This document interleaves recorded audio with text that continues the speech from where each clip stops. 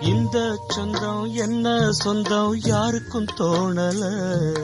வாய் திறந்து சொல்ல வந்த வார்த்தை வரல. வானவில்ல சின்ன புள்ள வளைக்க பாக்குது. ஆகாயத்தில் ஊஞ்சல் கட்ட ஆசைப்படுது. சீரகொன்னு முளைக்கும் முன்னே பறக்குது பட்டாம்பூச்சி. காமதேவன் ராஜாங்கத்தில் இது ஒரு கண்ணாமூச்சி. ஆத்துமேட்டில் எழுதி வச்சத அலை அடிச்சது அண்ணாச்சி. சம்சாரம் அது மின்சாரம், சம்சாரம் அது மின்சாரம்.